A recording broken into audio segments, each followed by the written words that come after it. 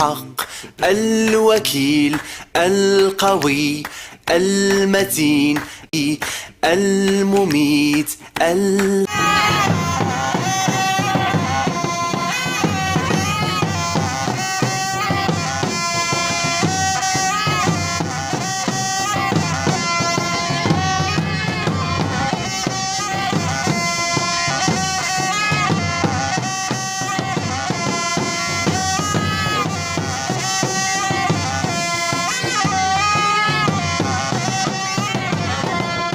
Sokoto State Government comments on the ongoing strike embarked on by the ASU SSU State Branch. The Sokoto State Government continues with the commissioning of many Juma'at mosques. Islamic scholars in the state shower prayers for the state government as it continues to look at their welfare. Thank you so much for staying with us on Alu TV News on this Friday, the 28th of February 2025, equivalent to 29th of Sha'aban 1446, after the Hijrah of the Prophet, peace be upon him. I am Amina Hassan Gumi with the news. You're welcome.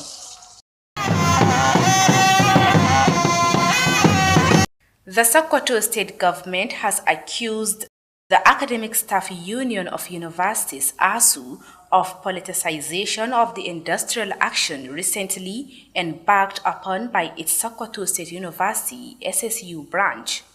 The State Commissioner for Higher Education, Professor Isa Muhammad Maishanu, made the accusation while briefing newsmen on the development in Sokoto. Nasser Abubakar Kiri has more on the story. Professor Yavo said, by industrial action, all avenues of dialogue must be exhausted before downing the tools, saying regarding SSU's ASU's recent strike, the reverse is the case. He recalled that the present administration had succeeded in a terrible and poor state of infrastructure in the institution, but the so-called union failed to take such action throughout the 8 years of the immediate first administration. The commissioner maintained that among the contentious issues the union is agitating are the issues of non-payment of outstanding academic allowance, union dues and cooperative deduction, which the present administration has since restored all remittances but couldn't earn a commendation from ASU. On the outcry over the dilapidated condition of the university staff quarters, he reminded the striking lecturers that the structures were developed by former Governor Alu Tv but neglected by his predecessor. He further explained that a couple of weeks Governor Ahmed Aliu instituted a committee under him to address the lingering issues, saying he wondered how the union was putting the cart ahead of the horse by embarking on the strike without waiting for the outcome of the committee. Furthermore, we have also ensured the restoration of the cash allocation CA, which was completely stopped in the last administration. This is what the university used in paying casual staff and giving impress to departments for smooth operation in the university. The commissioner therefore advised ASU to call off industrial action, remain apolitical, and stop dancing to the tune of whom he described as unpatriotic citizens who use them as a tool to destroy the state educational system. It could be recalled that the SSU branch of the Academic Staff Union of Universities, ASU, had embarked on an indefinite strike to press home its demands it claimed to have been abandoned by the institution's management in the state government. Ibrahim Ahmed Aiken Allah, Alu TV News. In a related development, the management of the Sokoto State University said the leadership of the university is committed to ensuring that normalcy returns to campus as soon as possible. In a statement signed by the Vice-Chancellor of the university, Professor Muhammad Bello Rima said the strike may cause disruption in the academic pursuit of students studying at the varsity, assuring that university management is actively working to resolve the issue. According to the statement, the Sokoto State Government, under the leadership of Governor Dr. Ahmed Aliu, had already established a committee to address the issues in dispute to resolve them.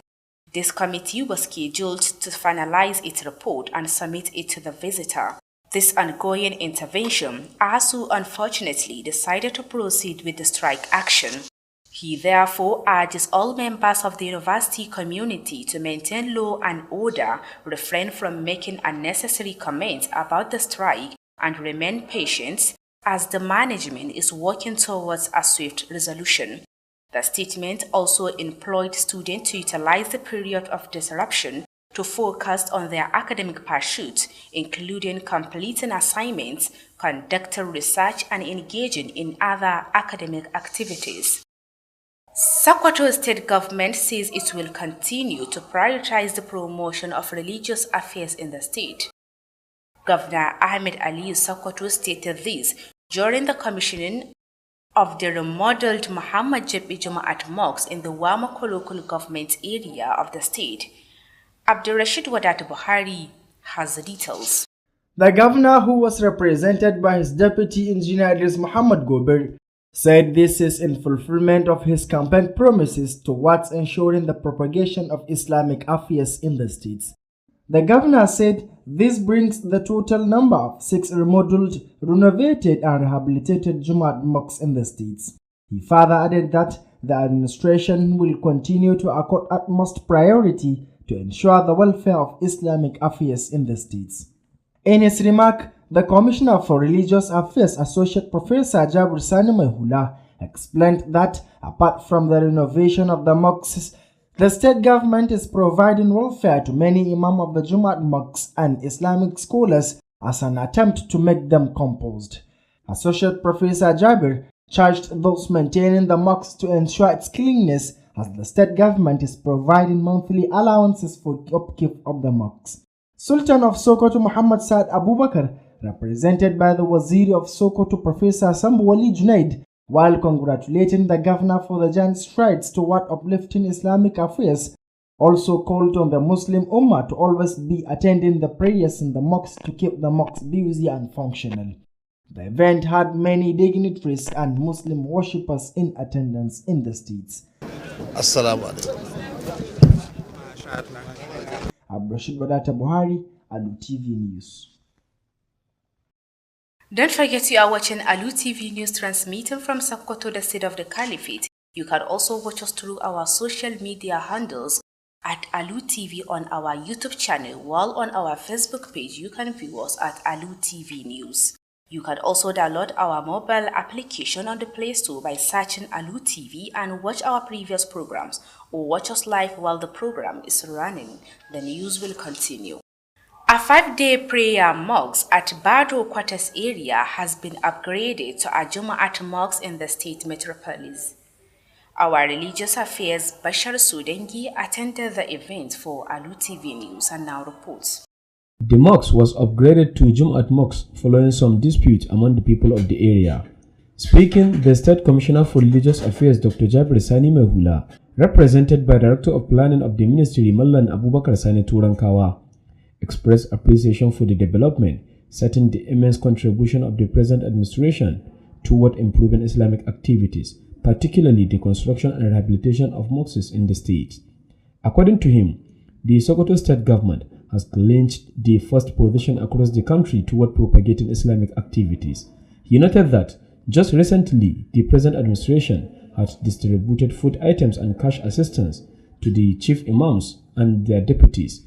Also speaking, the Sultan of Sokoto Alhaji Muhammad Saad Abubakar, represented by the Sarkin Rafin Gumbi Alhaji Samail Abdul Qadir Mujeli, emphasized the importance of mosques to the lives of Muslims as he called on the new chief imam of the mosque to conduct his duties effectively and efficiently.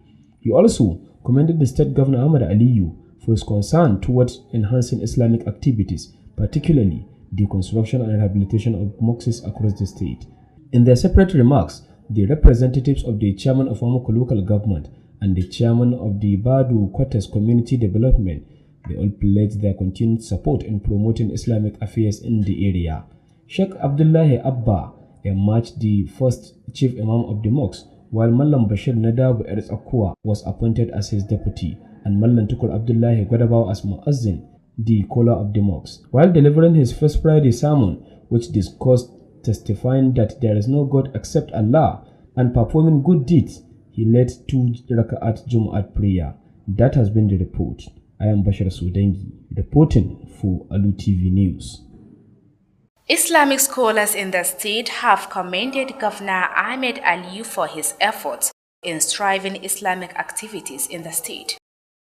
Once again, our religious correspondent Bashar Sudengi reports that the Sarkin Malaman Sokoto Sheikh Yahya Muhammad Boyi made the commendation in an interview with Alu TV News at his residence in Sokoto. His report. Sheikh Yahya Muhammad Boyi disclosed that the present administration has done a lot in improving Islamic affairs in the state as one of the 9-point agenda of Governor Ahmed Aliyu. According to him, the interventions implemented so far are a clear testament to Governor Ahmed Aliyu's mission toward fulfilling his campaign promise in that regard. He also charged the scholars, chief imams, their deputies and muezzins to justify the assistance they were receiving from the state government and continue preaching accordingly. On the issue of Ramadan feeding centers, urged those overseeing the centers to fear Allah and conduct their duties effectively and efficiently. He maintained that the month of Ramadan is a blessing and holy month that all Muslims are expected to redouble their worshipping activities, particularly the recitation of the Holy Quran, helping each other as well as peace and coexistence in the society. He, however, called on the Islamic scholars to conduct Ramadan tafsir with the fear of Allah and preach according to the Islamic perspectives. He therefore urged people in the state to continue praying for the state government and the nation at large to overcome all the challenges experienced. That has been the report. I am Bashar Sudengi, reporting for Alu TV News. The Sokoto state government has signed a memorandum of understanding with the leadership of some trade associations in the state to slash the price of some basic commodities much needed during the Ramadan period. The pact would allow the state government to inject subsidies on the items aimed at checkmating and shortchanging the Muslim faithful during the holy month. Speaking at a brief ceremony at the Government House Sokoto, the Secretary to the State Government, Muhammad Bello Sifawa, who was represented by the Chief of Staff Government House, Aminu Halliru Dikko, said the move was part of the Ahmed Aliyu administration's efforts to enable the people of the state to observe Ramadan fasting with ease. He therefore charged the 10 trade associations captured in the program to justify the confidence reposed in them for the state to become a role model across the country. Earlier, the chairman of the committee set up by the state government on Ramadan subsidy, Alhaji Chiso Abdullahi Dattijo, appreciated the effort of the stakeholders, especially trades leaders, for the initiative to see the light of the day. In their separate remarks, the chairman of Sokoto State Progressive Traders Association, Bashar Nuhu Basha, and his vegetable sellers counterpart, Mukhtar Aliyu Yabo, promised to live above the board while appreciating Governor Ahmed Aliyu for coming up with the initiative for the first time in the history of the state. The commodities in question include fruits, vegetables, Irish and sweet potatoes, yam, eggs, and bread, among other consumable items. The Muslim Ummah has over the years grappled with the problem of arbitrary hike of much-needed items during the holy month of Ramadan. Despite several calls from authorities and ulamas, the age-long practice continues unabated as the traders seek to make bumper sales during the period. That has been the report. State lawmaker representing Sokoto North 2 constituency of the platform of the All Progressive Congress, APC, Honorable Hussein Tukur Faru, has disbursed over 15 million naira financial assistance to his constituents. This is part of his effort toward bringing succor to his constituents ahead of this year's Ramadan. Our legislative correspondent, Jamilu Musa Maishanu, has the details. The gesture, according to the APC chairman of Sokoto North Local Government, Al-Mustafa Kwandawa, the gesture was meant to prepare the member of the party in the area ahead of the Ramadan fast. In his remark during the disbursement exercise, Honorable Muhammad Tukur Al-Kali, the Commissioner for Agriculture, commended the lawmaker for his effort toward bringing succor to his constituents in the 6th ward of the area. Alhaji Alkali, while congratulating the lawmaker Hussein Tukur Faru for the gesture, said the lawmaker has done his best by assisting the people of his area. He thanks all those who have been doing such for the benefit of the members of the party, the APC. He also reminded the various office holders to ensure they help with the little that they earn to help many in the state. Sokoto North Local Government Chairman Honorable Jamilu Umar Gosta described the gesture by the lawmaker as commendable, adding that most such efforts are needed for other representatives in the state to complement the administration of Governor Ahmad Aliyu Sokoto. The occasion featured the presentation of cash assistance to the 6th ward of the area local government officials, delegates, former councillors who served during the administration of the lawmaker when he was the chairman of the council, orphans, and women, as well as the members of the social media in the local governments. Special Advisor on Sokoto Urban and Regional Planning Board Sanusi Tukur Faru and the Commissioner for Solid Minerals Yusuf Muhammad Machedo all have lauded the effort of the lawmaker for his support. Gidan Igwe Ward received the sum of 1,470,000 for the following units under it. Magajin Garibi received the sum of 1,820,000 naira, as the Sarkin Adar Gwandu Ward received the sum of 1,560,000 naira. However, the Magajin Gari Ward received the sum of 1,350,000. Sarkin Musulmi A Ward received 1,070,000 naira. Sarkin Musulmi B received the sum of 1,010,000 naira. The lawmaker Hussein Tukur Faru said this is not the first time he has embarked on such gesture, saying they are emulating the leadership style of Senator Aliyu Magatakardawa Mukku and the State Governor Ahmad Aliyu Sokoto. He thanks all those who attended the event, especially his colleagues from the State House of Assembly, such as member representing Sokoto South 1 Mustapha Abdullahi, Buhari Halliru Yarima Sokoto North 1, Abdullahi Zakari Raba constituency, Kabiru Daudas Ise Gada East, and member representing Sokoto South 2 Honorable Aminu Gedado. That has been the report. Jamilu Musa Maishanu, Alu TV News. That ends the news at this hour, but before we go, here are the main items that made the headlines.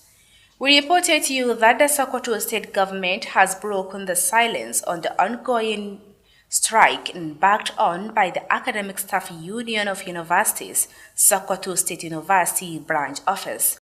We also brought to you that the Sokoto state government has continued with the commissioning of many Juma'at mosques in the state, as the 6th Juma'at mosque was commissioned at Wamako local government area of the state. We also told you that Islamic scholars in the state have showered prayers for the state government as it continues to look at their welfare. That has been the news. On behalf of the news editor Bashar Abubakar and the production team, I am Amina Hassan Gumi. Stay tuned for the Hausa version coming up shortly. Thanks for watching.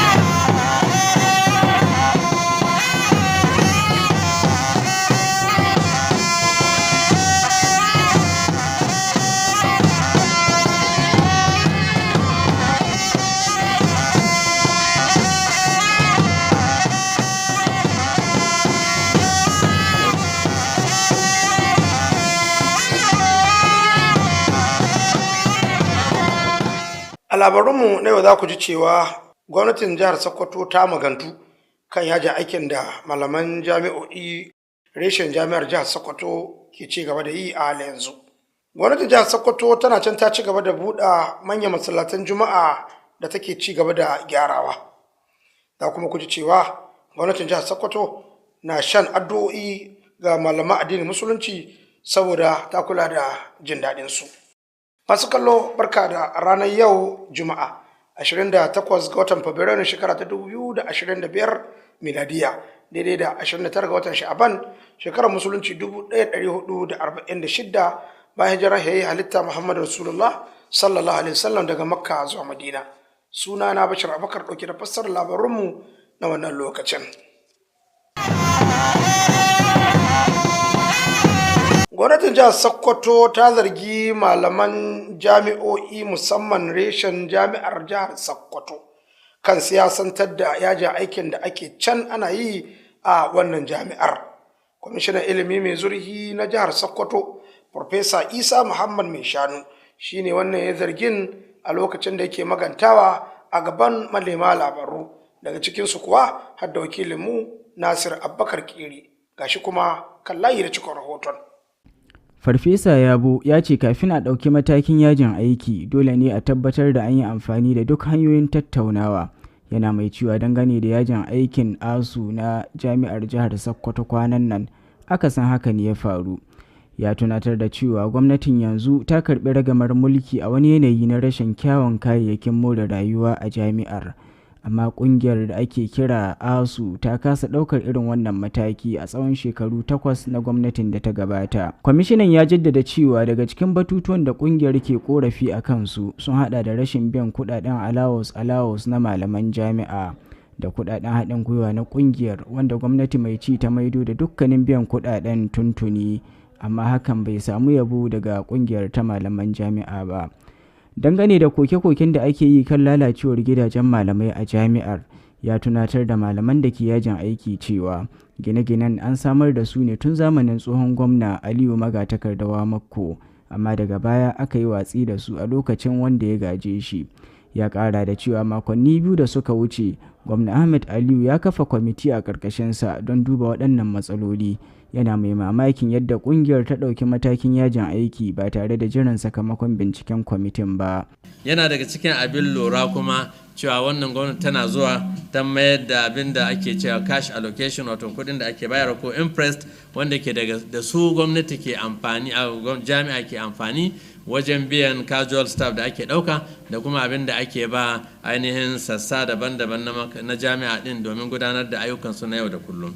Wanda hakan ke nuna sun saba abin baki daya. Saboda haka kwamishinan ya shawarci kungiyar ta malaman jami'a da su janye yajin aikin, su kasance marasa son zuciya a harkokin siyasa, su kuma daina zama kayan aikin wasu marasa kishin ƙasa da ke ƙoƙarin lalata tsarin ilimi a jihar.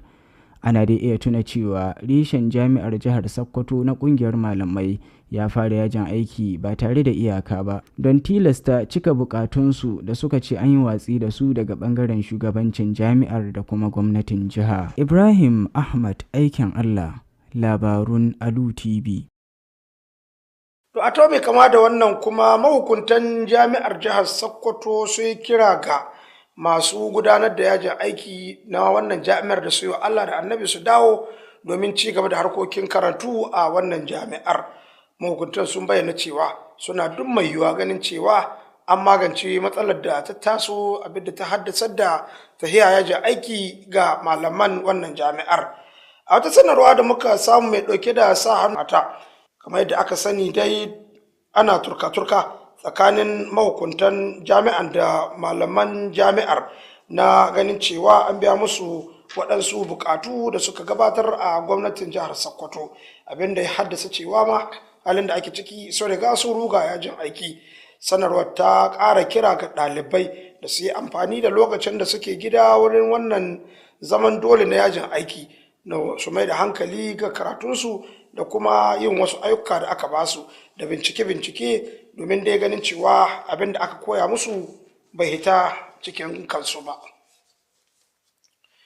Gwamnatin jihar Sokoto ta bayyana cewa za ta ci gaba da ba da muhimmanci ainihin ga sha'anin addinin musulunci a jihar Sokoto. Gwamna Amr Aliyu shi ne ya bayyana haka a lokacin da yake buɗe wani sabon masallacin jima'a da aka fasalta mai suna Muhammadu Jabi da ke garin Wamako na yankin mulkin Wamako. Wakilinmu Abdulrashid Wadatu Buhari na kan layi da ƙarashin wannan rahoton. Gwamnan, wanda ya samu wakilcin mataimakinsa Injiniya Idris Muhammad Gober, ya bayyana cewa wannan ƙoƙari kuwa yana nuni ne bisa ga zimmar da yake da ita ta cika alƙawuran da ya ɗauka a wurin yekuwar neman zaɓe na tabbatar da cewa ya ciyar da addinin musulunci a gaba. Gwamnan ya kuma ƙara da cewa kawo yanzu sun kai kimanin masallatai 6 waɗanda gwamnatin jihar Sokoto ta sauya fasali ta inganta tare da gyara su a faɗin jihar Sokoto. Ya kuma ƙara da cewa gwamnatinsa za ta ci gaba da bayar da fifiko matuƙa domin ciyar da addinin Allah a gaba. Yana ɗaya daga cikin masallatai 36 da mai girma gwamna ya bada a faɗin wannan jiha domin a inganta su. Haka kuma mai girma gwamna zai ci gaba da yi da yarda Allah har wannan azumi shi ƙare, kuma har bayan azumi insha Allahu zai kasance duk rana irin ta yau zai samu masallaci ɗaya daga cikin wanda aka gyara aka inganta a je a buɗa shi. Yanzu haka muna da waɗanda suna jira a je a buɗa su don ci gaba da wannan aiki da mai girma gwamna ke yi na ciyar da yaɗar da yin hidima ga addinin Allah. Da yake gabatar da jawabinsa kuwa, kwamishinan lamuran addini na jihar Sokoto Associate Professor Jabir Sani Mai Hula ya bayyana cewa baya ga inganta da kuma sauya fasalin masallatai da gwamnati ke yi, gwamnatin jihar Sokoto na ƙoƙari da ba da himma matuƙa wajen samar da jin daɗi da kuma walwalar limaman masallatan Juma'a da kuma mallamai a faɗin jihar Sokoto domin tabbatar da cewa suna da natsuwar gudanar da ayyukansu. Jabir ya yi kira ga waɗanda suke kula da waɗannan masallatan da su tabbatar da tsaftar masallatan, duba da cewa gwamnatin jihar Sokoto tana bayar da kuɗin kula da masallatai a kowane wata. Wannan masallacin damanar da ta wuce baya kalluwa, yana ruwan sama sosai, suna zubowa, ƙasa ya tsage da dai matsaloli daban-daban. Amma yanzu ga alhamdulillahi gwargwado an gyara shi ma ya shigo cikin tsari na masallatai waɗanda aka inganta kuma aka kyautata. Muna roƙo Allah ya saka mai girma gwamna da alkhairi da wannan ayyuka. Da yake taya murna zuwa ga gwamnan jihar Sokoto bisa ga ɗimbin ayyukan da yake gabatarwa na ci gaban jiha da ma addinin musulunci, mai alfarma sarkin musulmi Muhammad Sa'ad Abubakar, wanda ya samu wakilcin wazirin Sokoto Farfesa Sambo Wali Junaid, ya kuma yi kira ga ɗaukacin al'ummar musulmi da cewa ci gaba da halartar masallacin domin gabatar da salloli da kuma karatu domin tabbatar da masallacin ya zama yana aiki a kowane lokaci. Yana murna da ganin kokarin gwamna wanda yake raya masallatin ne, wanda yake abin da karantawa ne da hannun musulmi da su halarci sallah kowace sallolin gabiyar. Wannan gagarumin taron buɗe masallaci kuwa ya samu halartar manyan muhimman mutane da kuma ɗanbin al'ummar musulmi a faɗin jihar Sokoto. Assalamu alaikum. Abdulrashid Wadata Buhari, labaran Alu TV. To kada a shafa dai, labarun na zuwa muku ne kamar da aka saba a tashar talabijin ta Alu TV. Ana iya kama mu a manhajoji daban-daban. A YouTube ana iya danna Alu TV domin ganin yadda take kayawa. A kuma kafar mu ta shafin Facebook ana iya latsa Alu TV News domin kama labarun mu kai tsaye da ma waɗansu shirarwa da muke aiwatarwa. Haka kuma ana iya shiga Play Store domin sauke manhajar mu idan aka latsa Alu TV domin ganin labarunmu da wasu shirarwa da suka gabata na yau da kullun a wannan tashar ta Alu TV. To labarun za su ci gaba. An daga martaba wani masallaci da ake salloli 5 a yankin shiyar Bado da ke karamar hukumar mulkin Wamakko a jihar Sokoto, inda aka daga martabarsa zuwa babban masallaci mai sallar Juma'a. Wakilinmu na bangaren addinin musulunci Bashir Sodangi yana kan layi da ƙarshe wannan rahoton. Masallacin, wanda aka daga darajarsa zuwa masallacin Juma'a biyu bayan wata takaddama da aka samu daga al'ummar yankin, da yake magantawa a wurin taron kwamishinan lamarin addini na jiha Dr. Jabir Sani Mai Hula, wanda daraktan tsare-tsare na ma'aikatar ya wakilta Mallam Abubakar Sani Turankawa, ya bayyana jin daɗinsa kan wannan lamarin, inda ya bayar da misali da irin gagarumar gudunmuwar da gwamnati mai ci yanzu take bayarwa wurin ƙara bunƙasa harkokin addinin musulunci musamman ma da gina masallatai da kuma gyaran su a faɗin jihar nan. A cewar sa gwamnatin jihar Sokoto ta ɗauki matsayi na ɗaya a faɗin ƙasar nan na jiha tilo wacce ta fi kowace jiha baiwa harkokin addinin musulunci fifiko. Ya nunar da cewar a 'yan kwanakin nan ne gwamnati mai ci ta raba kayayyakin abinci da tallafin kuɗaɗe ga limamai, ladanai da kuma na'ibbansu. Game da ku sani duk tarihin jihar Sokoto ba a samu wata gwamnati da tabba addinin musulunci muhimmanci ba kamar wannan gwamnati. Ko da kuwa ta gwamnatin mai gidan gwamnati ne yanzu. Fight oke mai girma sanata Alu Mako ya gina masallatai ya da tunaninku. Domin yasin da muka yi ya gina masallaci da 3,000 a jihar Sokoto. Wannan yana nan on record, ni ke da record din domin ni data planning duk masallacin da aka yi jihar Sokoto lokacin ba farawa har zuwa yau muna da record din shi. Shi ma lokacin da yake magantawa mai alfarma sarkin musulmi Alhaji Muhammad Sa'ad Abubakar wanda ya samu ilci daga sarkin Rafin Gombe Alhaji Sama'ila Abdulkadir Mujeli ya jaddada muhimmancin da gina masallatai ke da shi ga rayuwar al'ummar musulmi, inda ya kira ga sabon limamin masallacin da gudanar da aikinsa kamar yadda ya kamata. Haka zalika ya bawa kokarin gwamna Ahmad Aliyu irin kulawar da yake baiwa harkokin addinin musulunci a jihar nan musamman ma dai bangaren gina masallatai a fadin jihar nan. Aure zai godiya ga mai girma gwamna dukkan da kana alheri ya yi masallatai ana gyara an mazumatai da sallah an kusa kammalawa. Da girma gwamna yana kokari kwarai wajen raya masallatai manya da kanani da kai mata limamai da mallamai da kowa da kowa na jihar musulunci yana kokari kwarai gaske. Allah ya karba shi iko hankuri. A jawabansu mabambanta wakilin shugaban karamar hukumar mulkin Wamako da kuma shugaban kungiyar cigaban Bado Kwatas dukansu sun yi alƙawarin cigaba da bayar da gudunmawar ƙara ɗabbakar da harkokin addinin Islamu a yankin. An dai naɗa Sheikh Abdullahi Abba a matsayin babban masallacin Juma'ar, yayin da Mallam Bashir na Dabar Tsakkuwa aka naɗa shi a matsayin na'ibinsa da kuma Mallam Tukur Abdullahi Gwadaba a matsayin ladanin masallacin. A lokacin da yake gabatar da huɗubarsa ta farko a matsayin limamin masallacin wacce take magana akan shaida babu abin bauta da gaskiya sai Allah, haka zalika da aikata kyawawan ayyuka. Daga bisani ya jagoranci raka'o'i na sallar Juma'a. Ƙarshen rahoton kenan. Bashar Sudangi, labaran Alu Tv. Malaman addinin musulunci a jihar Sokoto suna ta yi wa gwamnan jihar Sokoto Amr Aliyu Sokoto addu'a saboda dai ya kula da jin daɗin su. Hawwa yau dai wakilin na fannin addinin musulunci Bashar Sudangi ya labarta cewa sarkin malaman Sokoto da kai ne Sheikh Yahya Muhammad Boyi shine yayi wannan jinjina da yabo a lokacin da yake zantawa da labarun Alu TV. Ga Bashar da cikon rahoton. Yahya Muhammad Boyi ya bayyana cewar gwamnati mai ci a yanzu ta gudanar da ayyuka daban-daban da suke da nasaba da dabbakar da harkokin addinin musulunci a jihar nan a matsayin ɗaya daga cikin ƙudurori tara na gwamna Ahmad Aliyu. A cewarsa ayyukan da aka riga aka kaddamar a jihar nan wata alama ce ta irin manufar da gwamna Ahmad Aliyu yake da ita wurin cika alƙawuran da ya ɗauka a lokacin yekuwar neman zaɓe a wannan fannin.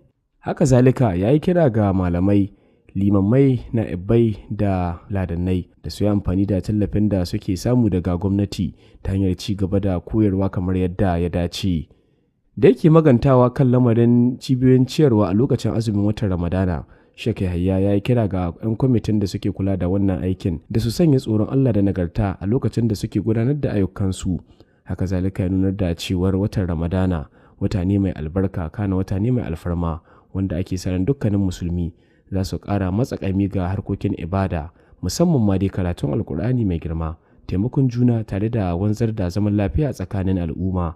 Ana musulmi su yawaita karatun Qur'ani da salati, hailala, tasbihi da dukkan ayyukan da sun ka shahi sada zumunta, ciyar da mutane, taimakon juna, karatun hadisan manzon Allah sallallahu alaihi wasallama, musamman ma samari da ke bata lokacinsu wajen kwallo da zaman banza su yi kokari su ribaci wannan wata, su ci gaba da sana'o'i, ga ɗunki-ɗunki na ana yi, ga sana'o'i na ana yi, ga ibadodi ana yi, suwa kansu alfanu, suwa uwayensu addu'a, suwa abokansu addu'a, suwa ƙasa addu'a, suwa jiha addu'a. Kazalika ya yi kira ga malamai da su gudanar da tafsirin azumin watan Ramadana da tsoron Allah tare da koyarwar addinin Islama, inda daga bisani ya kira ga al'ummar jihar nan da su ci gaba da gudanar da addu'o'i ga gwamnatin jiha da ƙasa baki ɗaya domin shawo kan matsalolin da ake fuskanta a faɗin ƙasar nan. Ƙarshen rahoton kenan. Bashar su dangi, labaran Alu Tv. Gwamnatin jihar Sokoto ta sanya hannu yarjejeniyar fahimtar juna tsakaninta da ƙungiyoyin 'yan kasuwa a jihar Sokoto domin ganin cewa an sassautar da farashin abinci musamman a lokacin watan azumi da muke kamawa. Wannan dai ya biyo bayan zaunawa da aka yi a fadar gwamnati domin ganin cewa an taimaka ma al'ummar musulmi su ji daɗin gudanar da watan azumin Ramadan ba tare da tashin hankali ba. Wakilinmu na fadar gwamnati Nasir Abubakar Kiri shine ya shigo da wannan labarin. Da yake jawabi a wani takaitaccen taro da aka gudanar a gidan gwamnatin jihar Sokoto, sakataren gwamnatin jihar Muhammad Bello Sifawa, wanda ya samu wakilcin shugaban ma'aikatan gidan gwamnatin Aminu Halliru Dikko, ya ce wannan matakin na daga cikin ƙoƙarin gwamnatin Ahmad Aliyu na baiwa al'ummar jihar damar gudanar da azumin watan Ramadan cikin sauƙi. Don haka ya buƙaci ƙungiyoyin 'yan kasuwar guda 10 da ke cikin shirin da su tabbatar da irin amincewar da aka yi musu domin jihar ta zama abin koyi a faɗin ƙasar nan. Tun da farko shugaban kwamitin da gwamnatin jihar ta kafa kan tallafin azumin Ramadan, Alhaji Ciso Abdullahi Dattijo, ya yaba da ƙoƙarin masu ruwa da tsaki musamman ma shugabannin masana'antu na wannan shiri na ganin an samar wa al'umma sauƙi. A nasa jawabin shugaban kungiyar 'yan kasuwa domin kawo ci gaba ta jihar Sokoto, Bashar Nuhu Basha, da takwaransa na masu sayar da kayan lambu, Muktar Aliyu Yabo, sun yi alkawarin jan ragamar kungiyoyin tare da jinjinawa gwamna Ahmad Aliyu da ya fito da wannan shiri a karon farko a tarihin jihar. Kayayyakin da ake magana a kai sun hada da 'ya'yan itatuwa, kayan lambu, dankalin turawa wato Irish, da dankalin Hausa, doya, kwai da biredi da sauran abubuwan amfani na yau da kullum. Al'ummar musulmi a tsawon shekaru suna fama da matsalar hauhawan kayayyaki da ake bukata ba bisa ka'ida ba a cikin watan Ramadan. Duk da kiraye-kiraye da hukumomi da malamai suke yi na tsawon shekaru, ana ci gaba da yin hakan ba tare da an daina ba. Yayin da 'yan kasuwa ke neman ciniki sosai a wannan lokacin. Ƙarshen rahoton kenan. Dan majalisar dokoki mai wakiltar karamar hukumar mulkin Sokoto ta Arewa ta biyu a majalisar dokoki na jihar Sokoto na jam'iyyar APC, Honorable Hussaini Tukur Faru, yana can ya raba tsabar kuɗi sama da naira biliyan 15 na kuɗi ga al'ummar mazaɓarsa. Wannan dai wani ƙoƙari ne na ganin cewa an sauƙaƙa ma al'ummar wannan yankin nasa musamman azumin watan Ramadan da ake gadda kamawa. Wakilinmu na zauren majalisa Jamilu Musa Mai Shanu shine ya haɗa mana wannan rahoton. A cikin wannan taimakon a cewar shugaban jam'iyyar APC na ƙaramar hukumar Sokoto ta Arewa, Al-Mustapha Tsoho Kwandawa, an yi hakan ne domin tallafa wa 'ya'yan jam'iyya na yankin gabanin watan azumin Ramadana. A nasa jawabi, kwamishinan noma Honorable Muhammad Tukur Alkali ya yaba wa ɗan majalisar bisa ƙoƙarinsa na kawo tallafi ga al'ummar mazaɓarsa da ke mazaɓa guda 6 na yankin. Alhaji Alkali yayin da yake taya ɗan majalisar Hussaini Tukur Faru murnar wannan taimakon ya ce ɗan majalisar ya yi iya ƙoƙarinsa wajen taimakawa al'ummar yankinsa, ya gode wa duk waɗanda suke yin hakan domin amfanin 'ya'yan jam'iyyar APC, ya kuma tunatar da masu riƙe da mukamai daban-daban da su tabbatar sun taimaka da ɗin abin da suke samu don samun sauƙi ga al'ummar jihar. Bisa gaskiya dama shi ne shugaban wannan tahiya Dr. Aliyu Magatakawa da mako cewa irin waɗannan abubuwa ga zaɓaɓɓinmu da shugabanninmu da ma waɗanda Allah ya ba dama suna da wani abu da suke yi, to yana da kyau. Wannan shi na cikin taimakon da ya kamata kowane zaɓaɓɓe ko mai mukami shi nuna mu cewa lalle ya karɓa kira kuma an tallafa ma al'umma gwargwado, ba ci an kai dole sai kayi abin da wani ya yi ba, amma dai gwargwado abinda mutane za su cewa sun gode. Shugaban ƙaramar hukumar Sokoto ta Arewa Honorable Jamilu Umar Gosta ya bayyana matakin da ɗan majalisar ya yi a matsayin abin ayaba, inda ya ƙara da cewa ana buƙatar ƙarin irin wannan ƙoƙarin daga sauran wakilai na jihar domin ƙarawa gwamnatin Gamna Ahmad Aliyu Sokoto ƙarfi. Bikin an gabatar da tallafin kuɗi ga mazaɓan guda 6 na yankin, jami'an ƙananan hukumomin, wakilai da tsoffin kansilolin da suka yi aiki lokacin da ɗan majalisar yake shugaban ƙaramar hukumar, haɗi da marayu da mata da kuma masu amfani da kafafen sada zumunta na ƙaramar hukumar. Mai ba da shawara na musamman kan hukumar tsara birane da yanki Sokoto, Sanusi Tukur Faru, da kwamishinan ma'adanai Yusuf Muhammad Macido duk sun yaba da ƙoƙarin ɗan majalisar bisa goyon bayan da yake bayarwa wajen ganin an samar da ayyukan yi. Unguwar gidan Igwai ta karɓi kuɗi naira miliyan 1,470 na rumfunan zaɓen da ke ƙarƙashinta. Magajin gari B sun karɓi kuɗi naira miliyan 1,820, kamar yadda unguwar Sarkin Adar Gwandu ta samu kuɗi naira miliyan 1,560. Haka ma yankin magajin gari ta samu kuɗi naira miliyan 1,350. Sarkin Musulmi A sun samu kuɗi naira miliyan 1,70,000, yayin da Sarkin Musulmi B suka karɓi naira miliyan 1,10,000.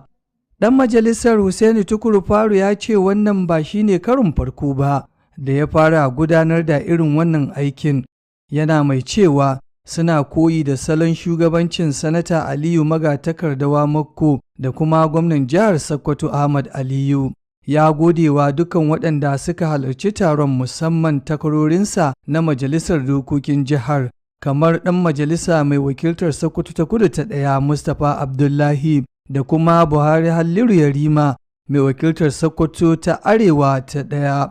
Haɗi da Abdullahi Zakari Raba na ƙaramar hukumar Raba da kuma Kabiru Dauda Tsetse ɗan majalisa mai wakiltar Gada ta Gabas, haɗi da ɗan majalisa mai wakiltar Sokoto ta Kudu ta biyu Honorable Aminu Gidado.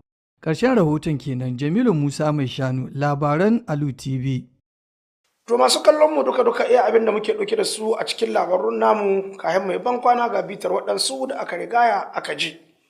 Mun ba ku labarin cewa gwamnatin jihar Sokoto ta maganta kan turka-turkar da ake ci ana yi tsakanin malaman jami'a reshen jami'ar jihar Sokoto da suka tsunduma yajin aikin sai babu ta gani, inda gwamnatin ma ta yi zargin cewa ana son a siyasantar da wannan sha'anin.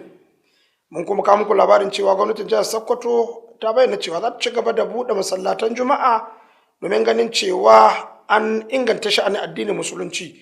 Wannan na zuwa ne a lokacin da ake buɗe masallaci na 6 a tsarin jerin masallatan da ake bubudawa a kowane mako, wanda aka buɗa a yankin mulkin wa Makko. Daga ƙarshe kuma kun ji cewa gwamnatin jihar Sokoto tana shan ruwan yabo ga malaman jihar Sokoto domin dai sun ce ta kula da jin daɗin su. Duk masu kallo duka abin da ya samu kenan a cikin labarun namu, abin da waɗanda suka tamaya labarun suka zo muku. Ni Bashar Abubakar ke tare kuna muku lafiya, albamu alheri, sai wani jikon.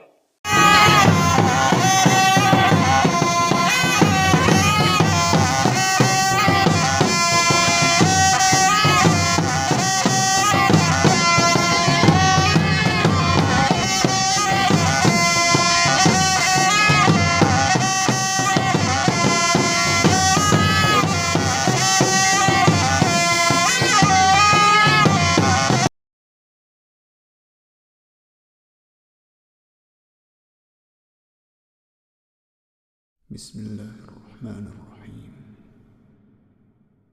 ربنا تقبل منا إنك أنت السميع العليم ربنا وجعلنا مسلمين لك ومن ذريتنا أمة مسلمة لك وأرنا مناسكنا وتب علينا إنك أنت التواب الرحيم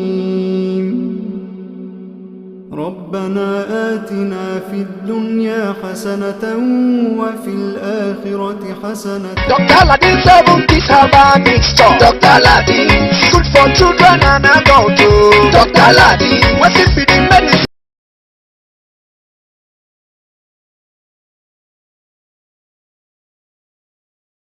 بسم الله الرحمن الرحيم. ربنا تقبل منا إنك أنت